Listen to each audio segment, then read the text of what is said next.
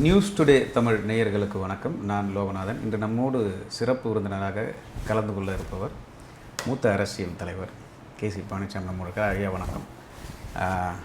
ஒவ்வொரு தேர்தல் பிறகு அதிமுக பல பிளவுகளாக தொடர்ந்து பிரிஞ்சிக்கிட்டே போகுது.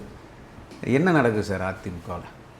அம்மா அவர்கள் மறைவுக்கு பிறகு 4.5 ஆண்டு காலம் ஆட்சி நடத்தப்பட்டது.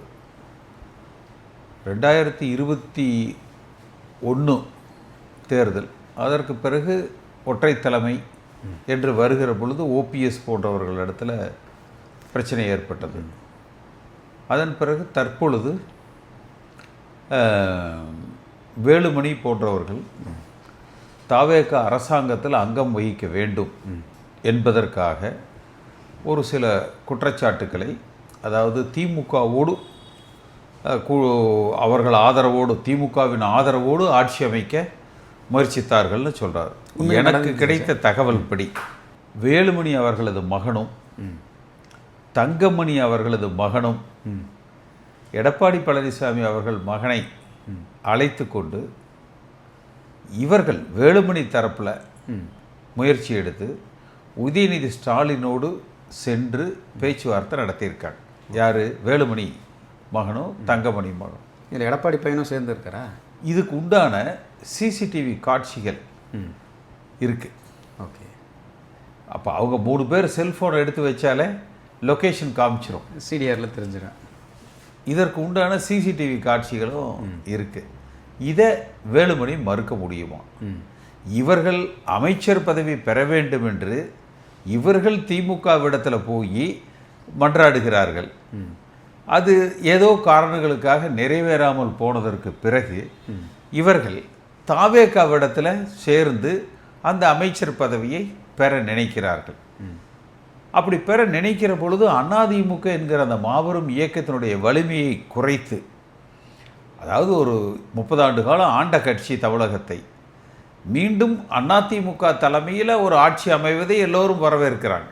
இப்போ இதே இவங்க தலைமையில் இப்போ இன்னொரு ஆட்சி அமைவதாக இருந்தால் பரவாயில்ல, ஒரு 20 சீட் அவர்களுக்கு கொடுத்து அந்த ஒரு 4 பேர் 5 பேர் அமைச்சரவையில் அங்கம் வகிப்பது என்பது கட்சியை சிறுமைப்படுத்துவது. ஓகே. இப்போ எப்படி பாட்டாளி மக்கள் கட்சி இருக்குது, தேமுதிக இருக்குது, மதிமுக இருக்குது, அதுபோல் ஒரு துணை கட்சியாக அதிமுகவை உருவாக்குறாங்க. அது எந்த அதிமுக தொடர்ந்து ஏற்றுக்கல. ஏன்னா 1,30,00,000 35 லட்சம் வாக்குகளை பெற்றிருக்கிறாங்க. அடுத்த தேர்தலில் இன்னும் கொஞ்சம் கட்சியினுடைய கட்டமைப்பு வலிமைப்படுத்தப்பட்டு ஆளுகிற வாய்ப்பை அதிமுக பெறும்.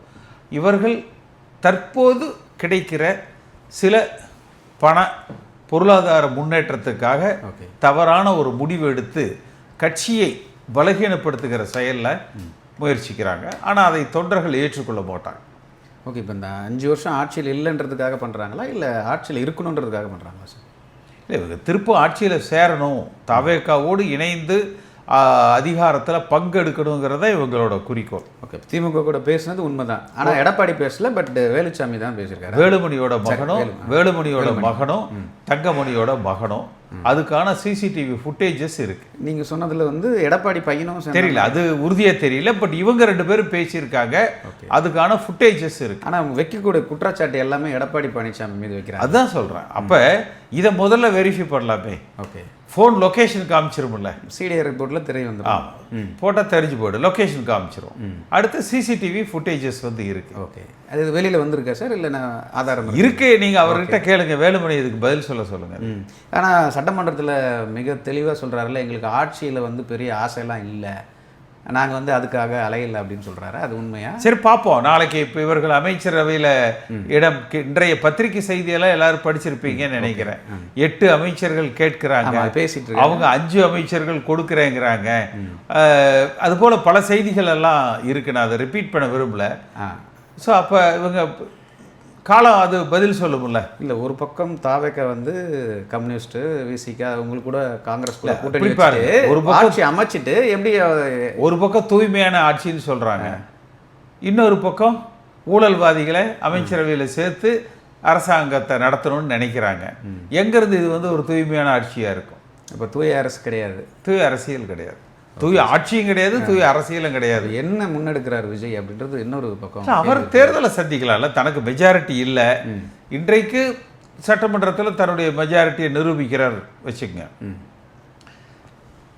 இன்னொரு 6 மாதங்களோ 1 ஆண்டுகளோ எனக்கு அந்த மெஜாரிட்டி இல்லை, எனக்கு மெஜாரிட்டி கொடுங்க என்றால் தமிழ்நாட்டு மக்கள் அதற்கு ஒரு முடிவு கொடுப்பாங்க. இன்னொரு பக்கம் ஒரு சில தகவல்கள்லாம் வெளியாகுது.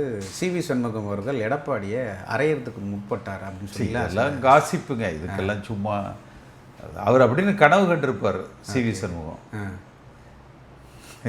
இல்லை அந்த மாதிரி ஒரு நிகழ்வு நடக்கலைன்றீங்க? அந்த மாதிரி நடந்ததாக எனக்கு தெரியல. இதெல்லாம் கற்பனையான விஷயம். ஒருவேளை சிவி சண்முகம் வந்து கனவு கண்டிருக்கலாம். ஓகே, பல்வேறு விஷயங்களில் பண்ணுறாங்க. இப்போ சட்டமன்றத்தில் எதிர்த்து எனக்கு தலைவராகணும், எதிர்க்கட்சி தலைவராகணும்னு சொல்லி இதெல்லாம் கொடுக்குறாங்க. இது வந்து சட்ட மரபு, அதிமுகவுடைய மரபுப்படி சரியா இல்லை தவறா? இல்லை, இதெல்லாம் இவர்கள் செய்வது தவறு. நிச்சயமாக இவர்கள் ஒன்றும் இல்லை. இப்போ இவங்க 20 பேர் இருக்கிறாங்கன்னு வச்சுக்கங்களேன், 20 பேர் ராஜினாமா செஞ்சுட்டு தேர்தலை சந்திக்க சொல்லுங்கள், திரும்ப வெற்றி பெறுகிறார்களான்னு பார்ப்போம். ஓகே, அந்த தைரியம் இல்லை. மக்கள் முடிவு கொடுத்துருவாங்கல்ல, யார் செய்தது தவறு, யார் பக்கம் நியாயம் இருக்குதுங்கிறது. அது 20 பேரும் வேலுமணி உள்பட 20 பேர் ரிசைன் பண்ணிட்டு திரும்ப தேர்தலை சந்திக்க வேண்டியது தானே. அந்த தைரியம் இல்லை இவங்களுக்கு. அந்த தைரியம் இல்லையே, இருந்தால் நிற்கலாம்ல. இல்லை சார், இப்போது ஒரு பொதுச் செயலாளர் இவர்கள் மீது கடுமையான நடவடிக்கை எடுக்கலாம், ஆனால் அமைதி காக்கிறார் எடப்பாடி பழனிசாமி. ஏன், என்ன காரணம்? எடுப்பாங்க, நிச்சயமாக நடவடிக்கை எடுப்பாங்க. ஓகே, ஒரு பொதுக்குழு கூட்டுவார் அப்படின்னு தைரியமாக சொல்கிறார் சிவி சண்முகம். என்ன காரணம், எதுக்காக கூட்டுவார்? இப்போ பொதுக்குழு ஆல்ரெடி இதெல்லாம் எத்தனை மணிக்கு சொன்னார்? அப்படி அவர் இப்போ நேற்று ப்ரெஸ் மீட்டில் பேசினாருங்க. காலையில் பேசும்போது ஹேங் ஓவர் ஆகிருக்கும். ஓகே, நான் கமெண்ட் பண்ண முடியாது. ஹேங் ஓவர் ஆகிருக்கு. அவர் இதே இது பாய்ஸ் கார்டனுக்கு முன்னால் நின்று எங்கள் அம்மா அப்டேட் எடுத்து நான் தான் எடுத்தேன், நீங்கள் தானே பண்ணீங்க, அப்புறம் நீங்களே எப்படி கேட்குறீங்க? அதே இது அப்புறம் கொஞ்ச நாள்ல என்ன பேசினாருன்னு தெரியுமில்ல. அதெல்லாம் விடுங்க, அவர் பேசுறதெல்லாம் வந்து ஒரு இன்ஃப்ளூயன்ஸ்ல பேசுறாரு. இன்ஃப்ளூயன்ஸ்ல பின்னாடி இருந்து இயக்குறாரு. அவர் உடல்ல ஏற்பட்ட மாறுதல்கள்ல பேசுறாரு. அதை நம்ம பெருசா எடுத்துக்க வேணாம். சரிங்க சார், என்ன ஒரு ஒரு பொதுச் செயலாளரை எதிர்க்கிற அளவுக்கு வேலுமணி அவ்வளோ பலம் வாய்ந்தவரா அப்படின்ற ஒரு கேள்வி ஒன்று முன்வைக்கப்படுது. இது அவர் தான் கோயம்புத்தூர்ல பாகுபலின்னு போட்டு போஸ்டர் ஒட்டிக்கிட்டாரு. ஆனால் இப்போ கோயம்புத்தூர்ல பெருசாக ஜெயிக்கலீங்களா? ஆமாம், அப்புறம் ஏன் வந்து ஜெயிக்கல? இவர் மட்டும் தான் ஜெயிச்சிருக்காரு. 10 தொகுதி ஜெயிச்ச இடத்துல ஒரு தொகுதி தான் ஜெயிச்சிருக்குது அவர் மட்டும். அப்போ அந்த பாகுபலி எங்கே போனாரு? பாகுபலி பரிதாபமாக பலி கொடுக்கப்பட்டு கொண்டு இருக்கிறார். கோவையினுடைய பாகுபலி தன்னை பிரகடனப்படுத்தி கொண்டவர் பரிதாபமாக இப்போ தாவேக்காவ இடத்துல பலியாடு மாதிரி நிற்கிறார். ஓகே சார், இப்போ நீங்கள் வெட்டுறதுன்னா வெட்டிக்கங்க. தாவேக்காவுக்கு ஆல்ரெடி மெஜாரிட்டி இருக்கு, இவங்க இடையில போய் ஒரு அதான் தேவையில்லை. அதனால தான் நான் சொல்கிறேன், பலியாடு மாதிரி நிற்கிறாங்கன்னு சொல்கிறேன். என்ன தேவை இருக்குது தாவேக்காவுக்கும் சொல்கிறேன். அவர்களுக்கு ஒன்றும் தேவையில்லை. ஆனால் ஏன் உங்களுக்கு 8 சீட்டு கொடுக்குறதா சொல்லி பேசி இருக்கு, சும்மா கேட்டில் நிறுத்த வைப்போமே, உயரமோ ஒரு ஆள் குள்ளமோ ஒரு ஆள் அங்கே நிறுத்தி வச்சுப்போம், எதுக்காக பயன்படும் அப்படிங்கிறதானே.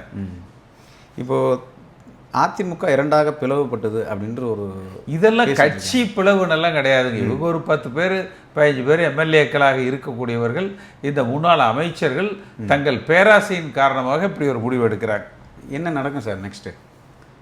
என்ன நடக்கும் நெக்ஸ்ட் அப்படின்ற கொஸ்டின். நிச்சயமாக வருகிற தேர்தலில் அதிமுக ஆட்சி அமைக்கிற வலிமையை பெறும். இவர்கள் தங்கள் அரசியல் வாழ்க்கையை அழித்து கொண்டார்கள் என்றுதான் நம்ம பார்க்கணும். இப்போ இந்த 30 பேரும் அதிமுகவில் இருப்பாங்களான்ற கேள்வி. 30 பேர் நமக்கு நம்பர்ஸ் தெரியாது. இன்னைக்கு எத்தனை பேர் ஆதரித்து வாக்களிக்கிறார்களோ அவர்கள் தைரியம் இருந்தால் மீண்டும் தேர்தலை சந்தித்து வெற்றி பெற்று வரணும். யார் கூட்டணியை டிசைட் பண்ணுறது அப்படின்ற ஒரு தலைமை தான் முடிவு எடுக்கணும். இவங்க யார் டிசைட்? இதெல்லாம் கடந்த காலங்கள். இப்போ நடக்கிறதுல ஒரே ஒன்று தான், இவர்கள் சொன்ன குற்றச்சாட்டுக்கு வேலுமணி பையனும் தங்கமணி பையனும் போய் உதயநிதியை பார்த்து பேசுனாங்களா இல்லையா, இதுக்கு பதில் சொல்லணும். ரெண்டாவது, இந்த இன்றைக்கு விஜயை ஆதரிக்க முற்படுகிற இந்த முன்னாள் அமைச்சர்களும் அவர்களோடு இருக்கிற சட்டமன்ற உறுப்பினர்களும் தங்கள் தொகுதியில் ராஜினாமா செய்துவிட்டு தேர்தலை சந்திக்கட்டும். இப்போ இவங்க தமிழ்நாட்டு மக்கள் முடிவெடுப்பாங்க. இப்போ இவங்க மீது கட்சி ரீதியான நடவடிக்கை எடுக்கலாம், கட்டாயம் எடுப்பாங்க. சட்ட ரீதியான நடவடிக்கை எடுக்க முடியுமா? சட்ட ரீதியான நடவடிக்கை எடுக்க முடியுமா? எடுப்பாங்க, அதையும் எடுப்பாங்க.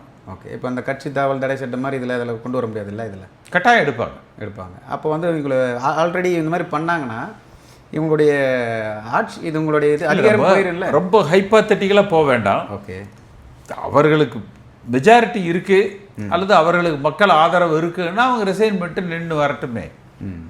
சரி, இன்னொரு பக்கம் ஒரு விஷயத்தை பேசுகிறாங்க சார். திருமாவளவனை முதலமைச்சர் ஆக்கணும் அப்படின்னு சொல்லி ஒரு பேசினதாக சொல்கிறாங்க. அதையும் அதுவும் வேலுமணியும் சிவியும் தான் பேசுனாங்க. ஓகே, திருமாவளவன் முதலமைச்சர், அதிமுக அதில் ஆட்சியில் பங்கெடுக்கிறது, திமுக வெளியிலிருந்து ஆதரவு கொடுக்கறது, இந்த விஷயமும் பண்ணாங்க. ஆமாம், இதெல்லாம் பண்ணிட்டு அந்த ரெண்டும் சரியாக வரல என்றதுக்கு பிறகு இப்போ தாவேகா பக்கம் தாவறாங்க. அப்போ அவங்களுக்கு தேவைங்கிறது ஆட்சி அதிகாரத்தில் இருக்கணும், நிறைய சம்பாதிக்கணும். ஏன்னா இந்த அரசியலில் அதிகமாக பணம் சம்பாதிக்கிற வித்தை தெரிந்தவர் வேலுமணி. ஓகே, அவர் தான் இருக்கிறதுலே அதிகமான செல்வந்தர்னு சொல்கிறாங்க. உண்மையா சார்? அதிமுகவில் எப்படி பணம் பண்ணுறதுங்கிற கலை அவருக்கு தான் அத்துப்படி. அதனால தான் கட்சியை கைப்பற்றணும்னு நினைக்கிறாரா? பார்ப்போம் எப்படி போகுதுன்னு. பல்வேறு விஷயங்களை நியூஸ் டுடே தமிழுக்கு சொன்னமைக்கு நன்றி. மற்றொரு நிகழ்ச்சியில் சந்திக்கலாம். நன்றி, வணக்கம். நேயர்களே, இது போன்ற இன்ட்ரெஸ்டிங்கான வீடியோக்களை தொடர்ந்து நாங்கள் தந்து கொண்டு இருக்கிறோம். எங்களுக்கான அங்கீகாரம் என்பது எங்கள் சேனலை சப்ஸ்கிரைப் பண்ணி எங்கள் வீடியோக்களை தொடர்ந்து பாருங்கள்.